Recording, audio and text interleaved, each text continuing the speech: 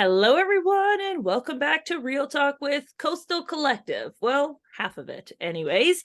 My name is Terry, and this is Aroha, and we are going to be talking today all about creative traveling, educational, retreat type situations, and the impact that it can have on your mental health when you are there, but also when you return home.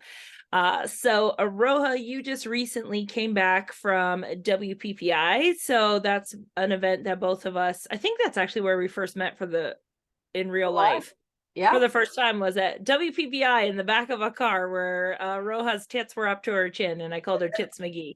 It was a good time. Anyways, so that's one of the benefits to going to these types of conferences, retreats, educational experiences for sure, is being around like-minded people.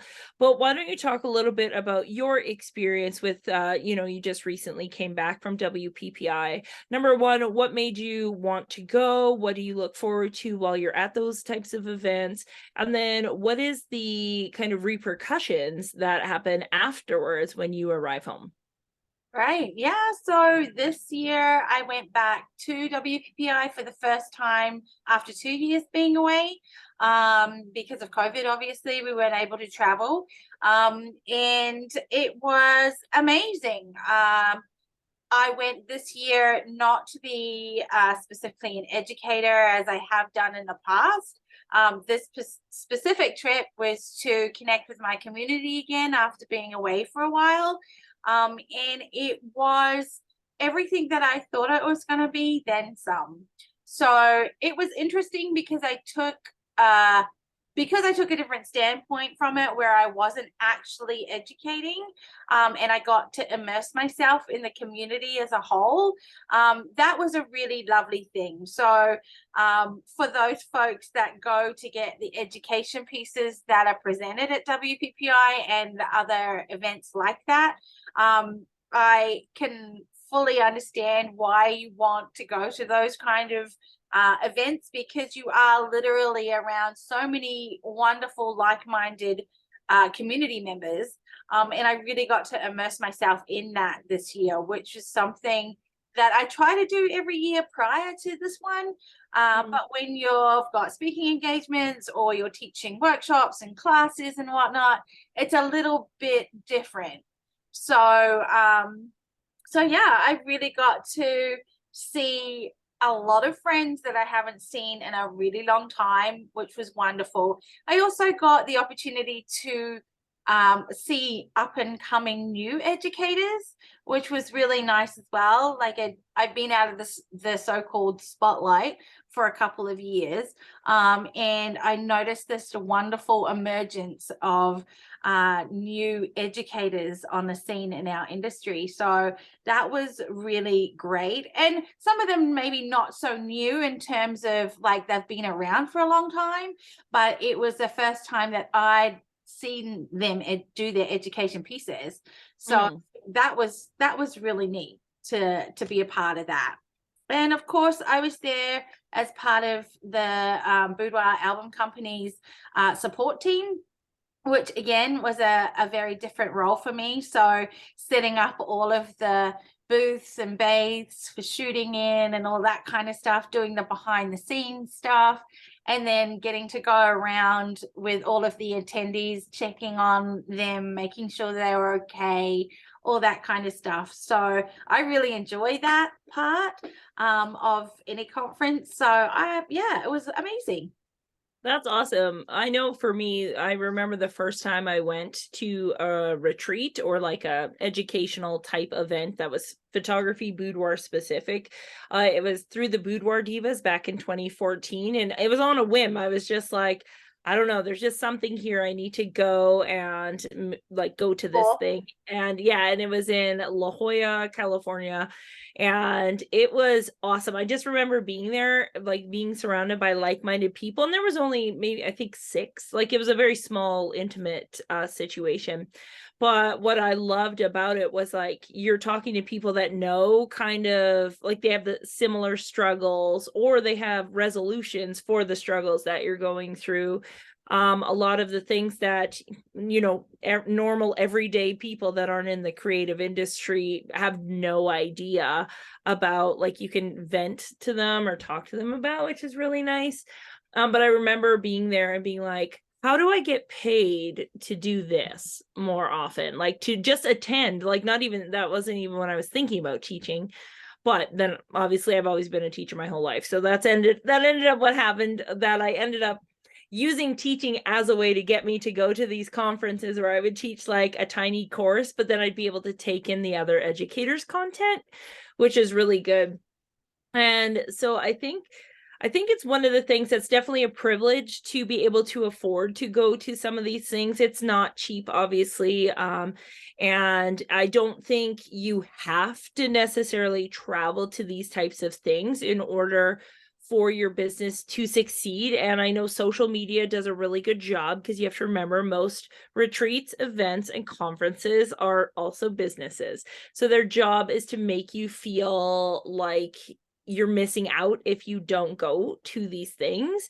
But you can be just as successful in your business, if not more so, maybe, by not attending these things. It really depends on the person. But I think that's a really important point for us to make, because I think we can go a long time thinking like, oh, I wish I could go, or I'm not good enough, or I don't have enough money to go. And then we feel sad that we're home and stuff like that. So I don't want people to feel like they have to attend a conference in order to have success, or to have a like-minded community. Like, you can create one in your own city. And I see people do that here in Winnipeg all the time. I just personally like to travel. So for me, and I have no children, and I have a very flexible schedule, because travel is a priority for me, but that's not everybody's case. And I think that's just important to note when it comes to talking about retreats, conferences, and events and things like that.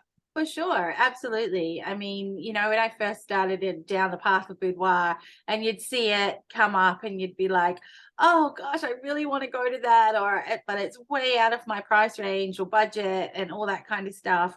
I did put it on my on my list of wants eventually. When I first started out, I did want to attend, because like you, I'm a huge travel person. Like, I love to be on a plane anywhere.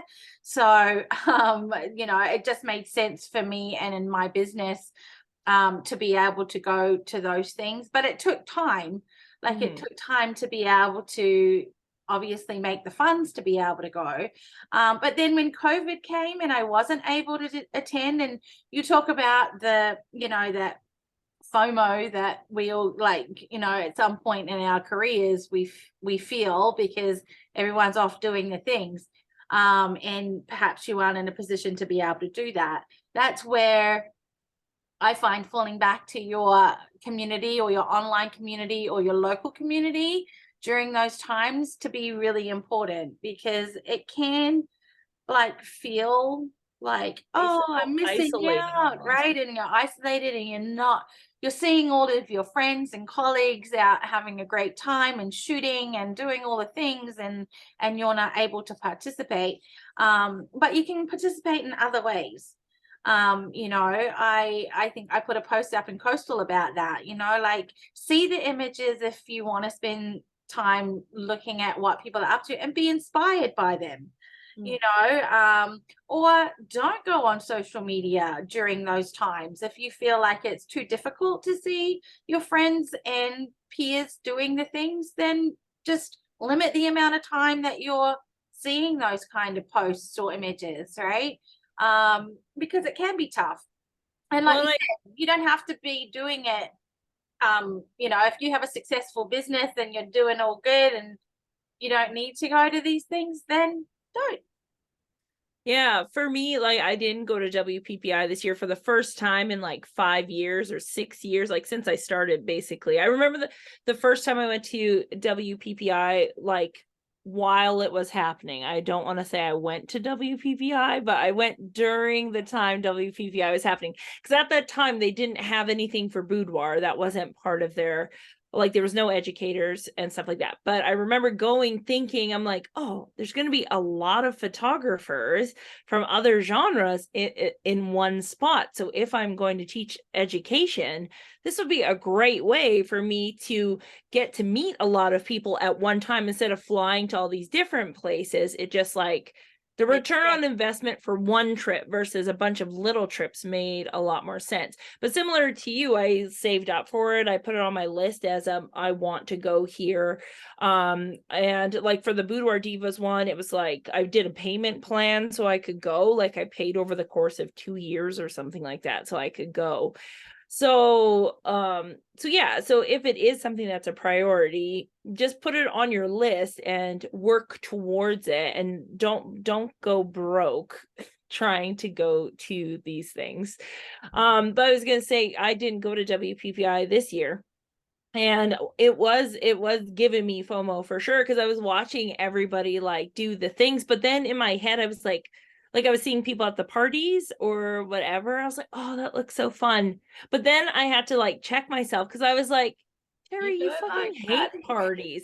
I'm like, all I do whenever I go to Vegas is I teach, I do my thing, and then I go back to my hotel room and like I chill in my pajama pants. Like my party that I hosted at my hotel room last year was literally just like, please wear pajamas and come to my house and come to my Airbnb and we'll have pizza and hang out and talk about deep shit.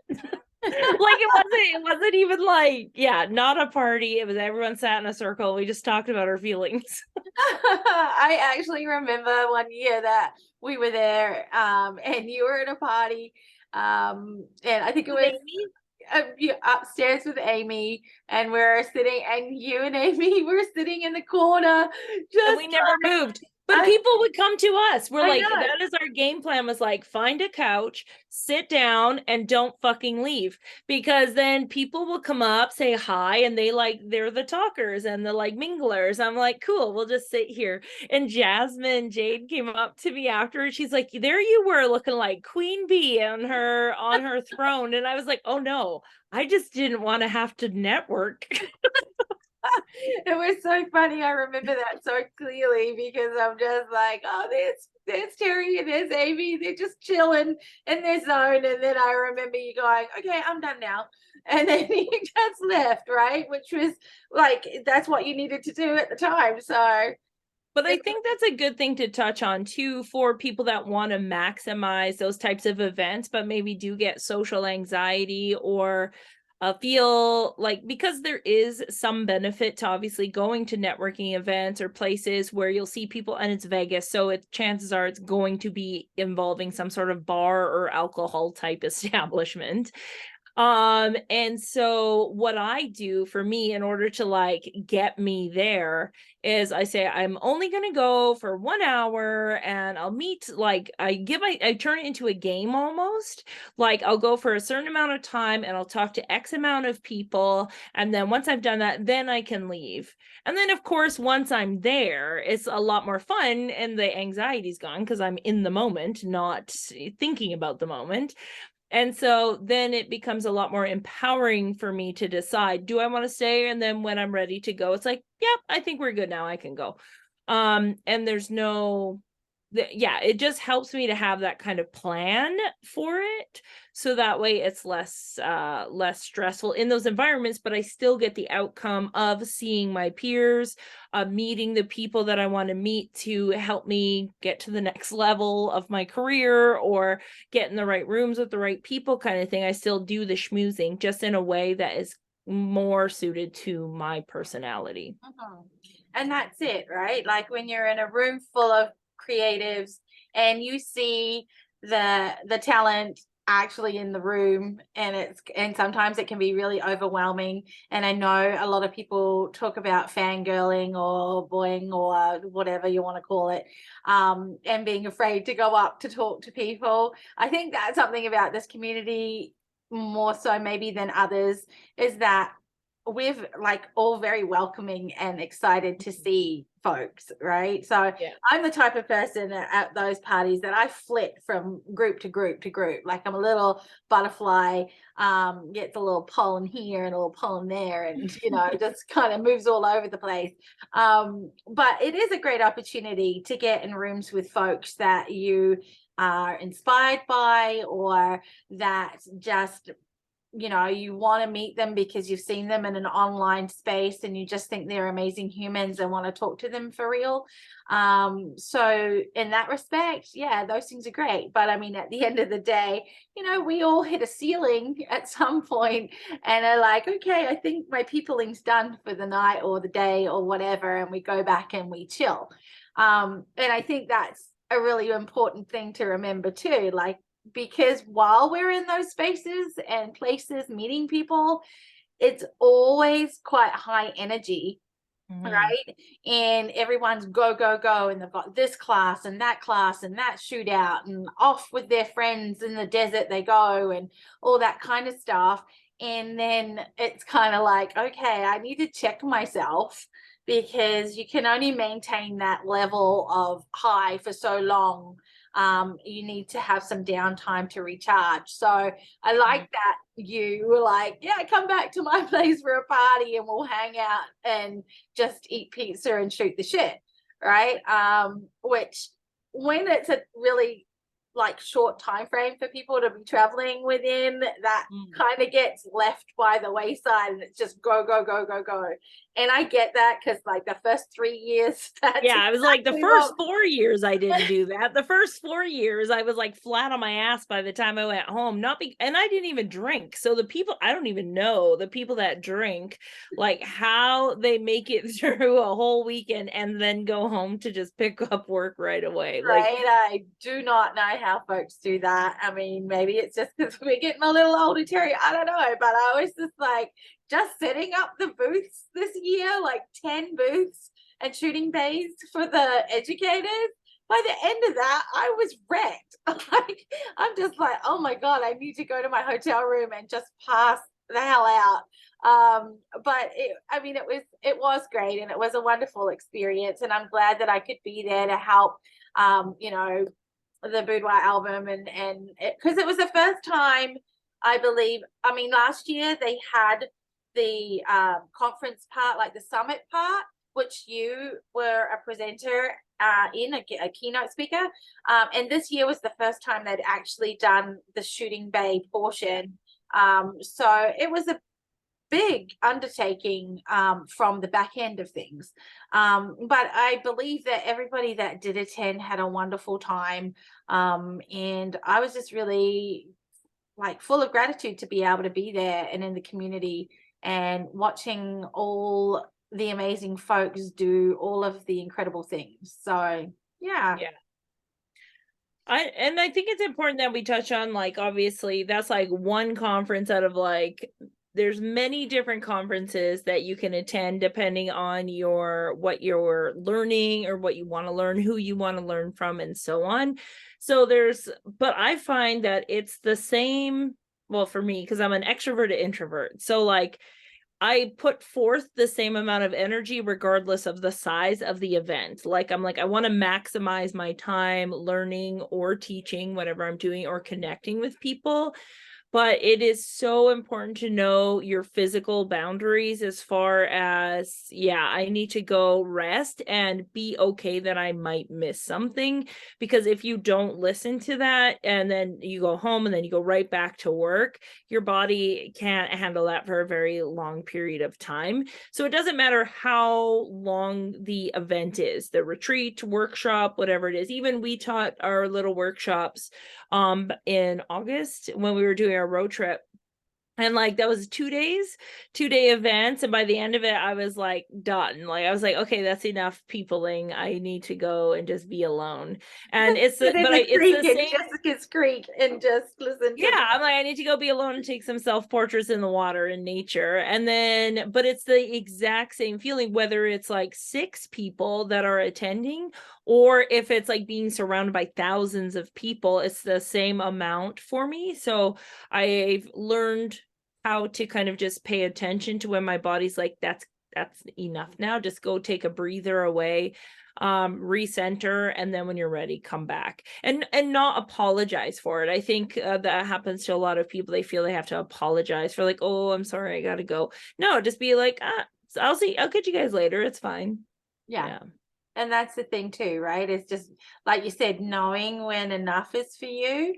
And when you're new into the industry, it's just like, give me all of it. I want Yeah, you just all of want to it. like drink it You from a just want fire to, hose. yeah, right. And it's just like, you know, and I totally understand that because I was there when I first started out as well.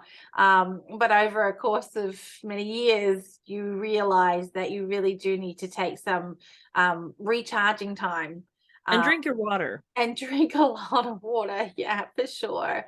For sure. But yeah, I mean, so just a question for you, Terry, you know, like when you are doing like your body image boot camps down in Mexico, you know, how do you prepare your students for the up and coming things that they're going to be experiencing while when they come down to work with you? I think having Beth as part of my team really helps. But every year we get a little bit better in terms of communication and things like that. So one of the things that I do as a facilitator is I give everyone access to a Clifton Strengths Assessment, which allows me to know their strengths and kind of anticipate what their needs might be, whether there's somebody that's a communicator and likes to talk a lot, or woo, so they love to like be around the, you know, or includer and they want to be around all the time. That was noticing that we had half like people that wanted to just be around everything and they wouldn't listen to their body to take the break, and then the other half was like, I need to go have a fucking nap. That we started to instigate like mandatory nap times now. So like at every break, it's like, go to your rooms.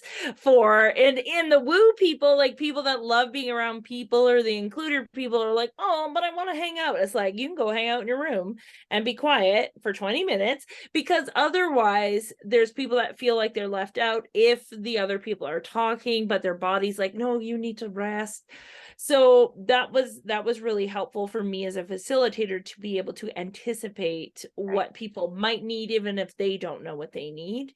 And then while people are there, like aside from that, is even for me role modeling, like going to bed. Like I have to go to bed at like 9:30 usually most nights, and Beth will stay up because she's a night owl, if people want to stay up later. But I role model my own boundaries, which I think is one of the best ways facilitators can show people that, and we let people know like your needs are a priority here.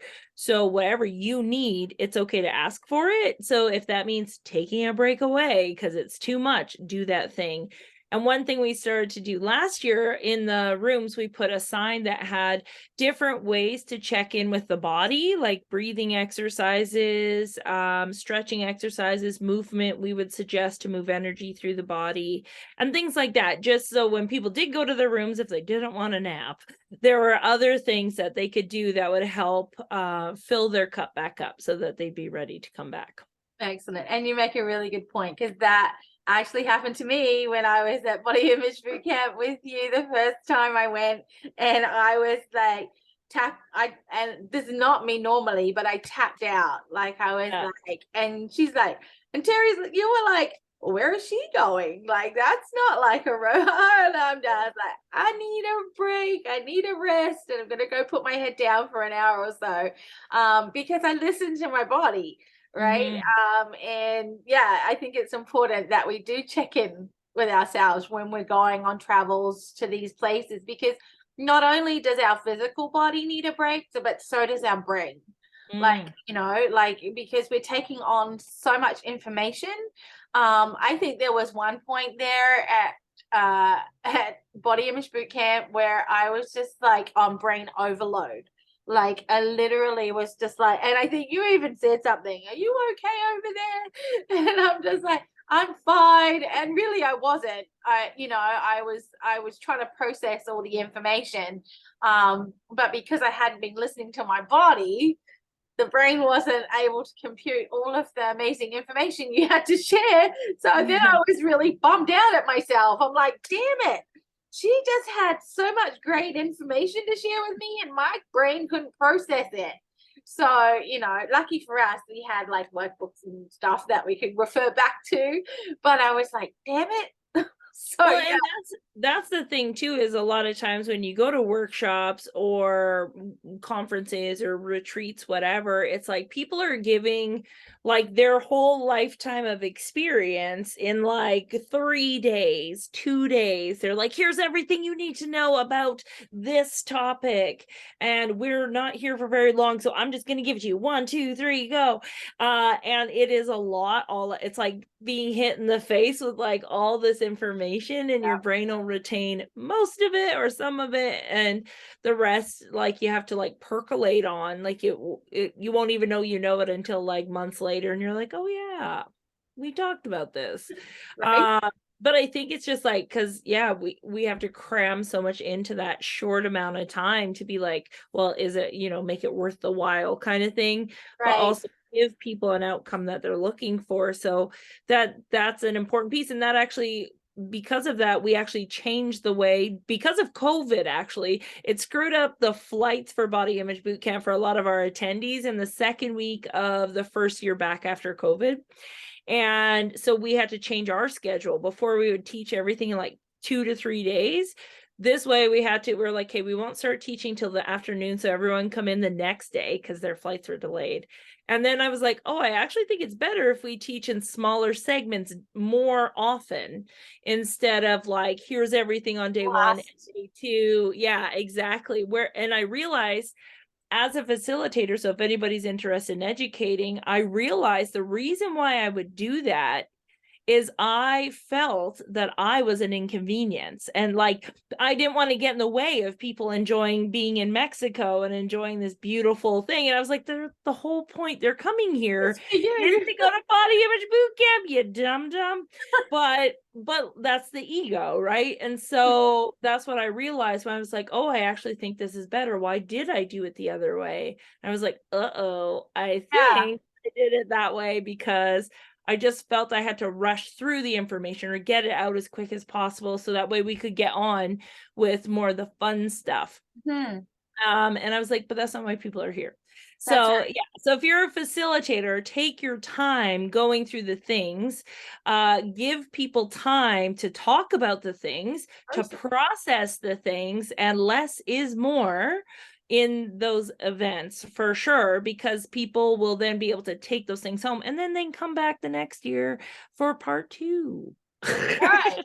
That's absolutely right. And I love that you changed the format of that to be like smaller segments across the board, because like you said, I think as educators we try to give everyone so much value, because these types of things aren't cheap. So it's like for even Jessica and I, when we were doing our workshops pre-COVID in Vegas, it's just like, get it all in there, cram as much as we can to show folks the value of what we have to teach and what's on offer. But then I realized, walking away from those experiences, that I was worried that people weren't going to retain the information because it was in such a short time span and so much. And I know for myself, for my brain, like I like to learn, implement, and then or think about how I might implement that back home, and it sticks then. It's like, oh yes, this is what I want to do when I get back, and this is how I'm going to do it. So then it helps me retain the information. Yeah. So yeah. So that's just a side note for facilitators out there. Yeah. So let's talk about the end, like when you go home. And this is something that I know a lot of us realized. There was a boudoir camp that occurred. What was that? 2018, I think it was. 2018, 2019. And that was the first like really big boudoir community bonding event. To be fair, it was probably part trauma bonding because of all the bugs. And the weather was terrifying like one day. But like either way, I feel like that what we noticed was like it was amazing. We were all like, oh my, like you could wear anything you wanted and like nobody would judge you. We had people literally running through the woods wearing like lingerie or nothing at all, pasties on the dance floor. Like it was like a torrid summer camp. You know what I mean? Like the most naughty things you could imagine at as a child summer camp, as creepy as that sounds. And we all slept in cabins and that was cool, but it was like a really cool experience, I thought. That was my takeaway. But what we saw happen after everybody left, like obviously we were like, yay, bye. But we didn't really have a tapering off event. So we all just went back to our homes. And the way I explained it was like we had this oasis essentially where we could exist as the best versions of ourselves and knew we would not be judged for it. And then we had to go home. So we had to pack away those parts that we don't feel as safe showing to maybe our family members or the friends who know us back home or whatever it is in less safe spaces. And we saw a lot of people become very depressed as they went home because now they feel not understood. They're missing the connections that they had made at this thing. Yeah, and I think that's like a really big mental thing that people don't prepare you for post the post withdrawal effect of going to conferences, workshops, retreats, and events. Yeah. So yeah, and you wrote a post like that for Coastal Collective, I believe, didn't you? Yeah, I think wrote a post like shortly after WPPI this year, letting people know like if you're feeling this way, just know that this is a normal weaning off process of the high. Like with a high, of course, it's going to be followed by a significant low. But if we're not mentally prepared for it, it hits you really hard. And it's funny because I named it the creative hangover because it literally feels like, to me, that's what it felt like. I'd come from this incredible place of high highs, just like camp was, then to this place of like, oh my God, I'm coming down Responsibility. really hard. I miss everybody immensely, my friends, my colleagues, creatives. That energy now is no longer in my environment like it was. So it was like, oh, it's like, what's happened? And I almost felt like I could feel the air deflating out of me. And I'm just like, this is not okay. And I wasn't prepared for it initially. And it actually happened a couple of times after that. And then I recognized, like, whoa, hang on a minute. If I'm feeling this, like, how many other folks out there are feeling that? And that's when I started to think about, okay, what are the ways that I can prepare myself in the lead up to going that I know will benefit me when I get home. And one of those things, a few of those things was pre-trip planning. So we all know that when we're about to venture off on whether it's a vacation or, you know, a weekend away, there's lots of things that we have to do to prepare for that, you know, whether it's finishing projects up at work or getting the family members organized while you're away, especially if you have children, you know, slipping them off to the grandparents or whatever and making sure they have all the things. So there's that trip preparation that you do, and then there also needs to be some planning for post trip, like coming back, right? So a couple of things that I do in the lead up is make sure, obviously, all my ducks are in a row with my businesses so that I know that I can walk away and they're going to survive and be okay while I'm gone. That's the beauty of having a VA, like we're fortunate to have. But before I had a VA, I had to make sure that all of those things were in place and all my clients were all right. Because that is when you leave is when every client that has ghosted you wants a photo shoot wants to order their album, wants Yep. to look at their gallery from 3 years ago, wants to do all these things that you have heard nothing from them, but as soon as you're getting on an airplane, They want you it all. hear from all of them. Exactly right. So putting things in place like if you have an email list, you know, send out a newsletter saying, hey folks, I'm going to be away from my bed. Do this well in advance so that you can get all of those finer details corrected before you go. So that's something that I do before I leave for any long periods of time. And well, now I let Kayla do it because that's she does, but things like that. But when you come home, things like give yourself some grace. Oh God, don't jump right back into work. This is Do what I not, used right? to do, and I hated every moment of it every time I did it. Right? Because you're already depleted with all of the goodness that you've been away enjoying, and then you're coming back and throwing yourself straight back into work. You'll, for the most part, crash and burn real hard. Just from my experience, and I know the same is for Jess's experience and you, Terry. Like, so giving yourself a grace period to come back home, settle in, right? Feel your feels because you're gonna feel them, and then be like, okay, my doors are open on the next Monday, or you know, a week from next Monday, or whatever it is. If you're able to do that, right? I highly recommend that you do. Yeah, I will say it's going to be very, if you're like, what, I can't do, the fact that you're pushing back against that or feeling like I couldn't do that is the fear that the business will go away, or you might have a hard time setting boundaries or creating a schedule for yourself. You control your calendar. If you don't control your calendar, people will control it for you, and people pleasing won't get you very far in the game of running a business. Trust us. Right? And that's it. When you come back, you want to be firing on all cylinders. And the other thing is, like, when you get back from learning all that information, the first thing you want to do is get in your space and create. Right? And I get that. It's like, oh, I've learned this awesome technique and I want to redo my studio and I want to put in this thing and use that lens and all of the things, right? Just give yourself some downtime to be able to process all of that and then take actionable steps at a decent pace.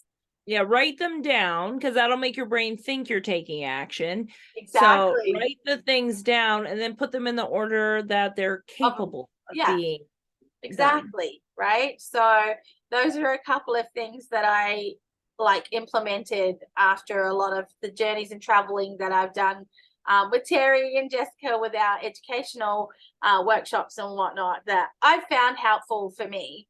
What else? Yeah, I was gonna say, for me, one of the cool things we did the second year that camp happened was a bunch of us rented an Airbnb afterwards. So it wasn't like the 100 and so people that were at camp. Instead, it was now like 6 or 7 of us staying in a house, still creating a little bit, able to, you're not working, your brain isn't in work mode yet. You're still able to maybe edit the photos that you took at the event you were just at, but at a more relaxed, leisurely pace because there's no itinerary. And that was really great because it basically weaned us off of people. Like it was like from this many to this many, and then maybe down to 2 people because everyone would leave at different times. And then all of a sudden it's like, okay, now I'm ready to go home. But even if you did like where you go to the event and you're there and then took a few days after the event to stay at a hotel by yourself or stay in an Airbnb by yourself to just explore wherever you're at by yourself, is empowering. It allows you to just kind of like get rid of any last minute energy that might still be lingering around. And that's something that I like to do just because I like to spend time alone. But I also like to explore not far. I explore literally a 1 block radius around my Airbnb, and that's enough. And then everything else is Uber Eats to my door, and then I'll go to Target. Those are my must-haves. But I like that it's like there's something in between me going home and then going to work. And then when I get home, because I learned the hard way, because I would always book a photo shoot right after, like, and I think part of it was as I've been uncovering a bit more about my workaholism, it was to the dopamine I got from working covered up any negative feelings I would have. So if strategically I knew that I was going to not feel great, then I would want to compensate for that. And what better way to do that by working? But then it would deplete my body, even like you can't run on zero for very long. So my clients deserve better, like the day after I get home, they deserve better than that. And so I had to put a hard rule in that I like whatever day I get home, I can't work again until the following week. So if I get home on a Wednesday, I cannot work again until Monday. If I get home on Saturday, I can't work till Monday. Like it doesn't matter, except a Sunday one, I wouldn't do that. But like usually I would give myself 3 to 5 days now to do that, unless there's like a lot of money on the line. but more often than not, but if I know that's not like I'm not going to do that type of thing all the time, then it's a little easier to make that decision. But like before, I was just doing it defaultly, was like, oh no, I got to get back to work right away. Like I took time off. And that's the thing, we think when we're going away, because we're traveling to these events and things, we tell ourselves we're not working. This is very important. If you're writing it off, you're working. So if you need to use that as your way to remember it, if you're going to send any of these receipts to your tax person to write them off, you are on a work trip, which means it is work, which means you still need to take a break. Right. And I think a lot of times we think, well, like when I do body image boot camp in Mexico, it's delightfully beautiful and hot and fun and exciting. It's still work. But I'm like, oh, but I got to get back to work as soon as I get home. It's like, no, it's you just worked. Like, what are you doing? You put out so much energy for that whole week or 2 weeks or however long I do it. And like, yeah, so I had to have that conversation with myself, is just because it's fun doesn't mean it's not work. Exactly. And it was that for me this year in Vegas, like there was a portion there that I worked solidly hard for, like the 4 or 5 days helping set up the conference, but then afterwards I was with my dear friend Christina, and we booked an extra 5 days with nothing in our itinerary, nothing to do on the whim. We'd catch a show, or we'd get on the monorail, or we'd just go do something if we wanted to, or we would stay in the hotel and do nothing at all, right? Because we needed that downtime to just chill. And I think, like you said, with the Airbnbs and like having, it's kind of like going from this high platform and then jumping off to a soft landing before you get back into the swing of things in your business. And it's proven from like the evidence that I've seen for myself really beneficial to do it that way. And like you say, you coming straight off work back into work in a high energy environment. How much do you have to give your client? The day after you've just done an epic work trip, and then you're straight back. And maybe your flight got delayed, and maybe and the stresses of that, and then coming back to your family and trying to pick up all of those like whatever's been going on there because you've been away, right? That's just a lot of added stress that you're putting on your plate. And that's what I say when I come back, like it's like I'm taking pause just to see what's happening in my environment. Like, who have I heard from in my emails while I've been away? Catching up with my VA just to find out. I'm not in my business, but I'm looking at my business in a very mellow kind of way. But also what's happening with my family. Taking time out to be with my husband, or I have adult kids now and they don't really want to be around me, but But I mean, just checking in with them and saying, how is everybody doing? Is there anything that I need to be caught up on? Things like that, right? So yeah, just giving yourself that nice grace period to get back into the flow. And then when you're back in with your clients, using all that information that you've accumulated over the time you've been away, implementing shoots for creative sessions or whatnot that you've seen that you want to try because you've already written the list out, and then just start figuring out how you can put those into your schedule. So you're still feeling like you've got value from being away because you're creating the things that you went to learn about, but still servicing your clients in a way that gives them still 110% of you. Yeah, right? exactly. So yeah, overall, I think we'd recommend, if you can, either go to a workshop in your city, even you don't have to travel far, go to attend a conference if you can, at least one in a year, I would say is enough to fill your cup up a little bit creatively. And I find when I go to these types of things, like I actually learn more from the attendees, like not even as an educator, like as an attendee, I learn more from the attendees in conversation with them than I might with the actual educator that I'm listening to. And it's not because the educators aren't good, like that content is good too, but what I find in the conversations with the attendees, that's where all the like little nuggets are, like, oh, how do you do things in your market? Oh, you know what? Nobody's doing that in my market. Let me take that and see how that would work over here. Or like, oh, what program do you use? Like I'm pretty sure all of my program software decisions came out of like in conversation with other people being like, oh, you haven't heard of Acuity? No, tell me about it. Or like, oh, have you heard of the Boudoir album? Like, I think I found out about them through the camp, right? Like all of these different things. It was more about conversations with people, and that helps you see beyond the scope of what your community as well is doing. I think that's another, I always said, if I just looked at my community to determine my pricing, like I would not have been able to make the amount of money that I made because I would have been very limited. There is very limited monetary pricing here. But I was talking to other people that were making $10,000 per shoot, $5,000 per shoot. I was like, okay, so it's possible.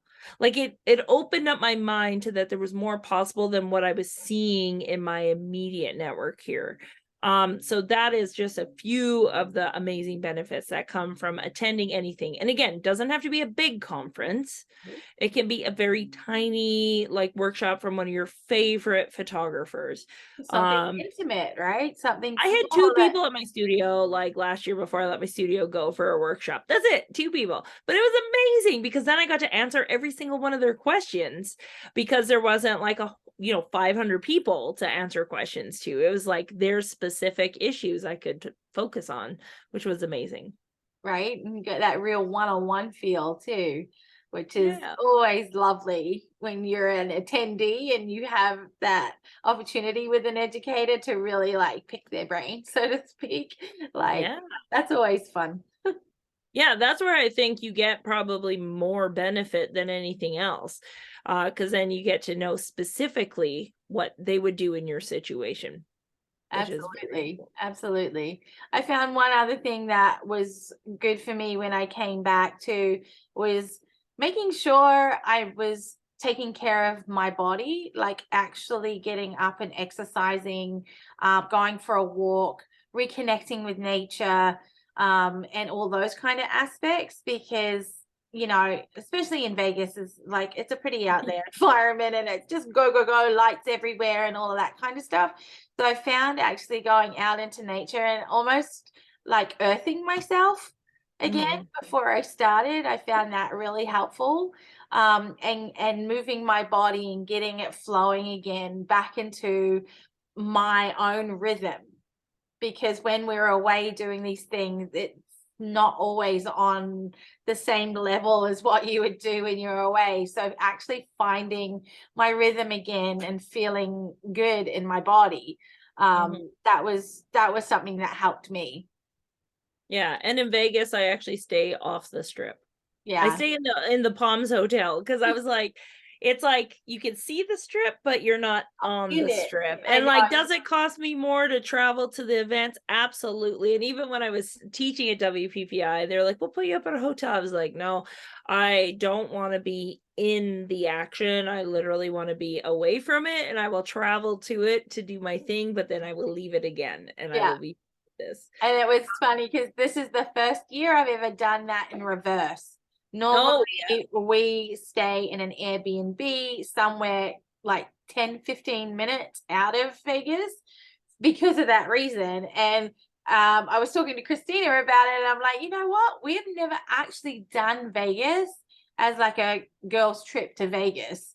So yeah. I said I wanted to experience that, and now I've done it, and I'm like, yeah, we're just gonna go back out there next time, wherever we end up. It's not going to be on the strip. It was great to have the experience, but yeah, it's definitely, I like going and coming and going. Like I do enjoy that Yeah. part. So yeah. Amazing. Well, what we'll do is in the descriptions, we'll write down maybe a few of our favorite conferences, events, retreats, workshops that we've been to.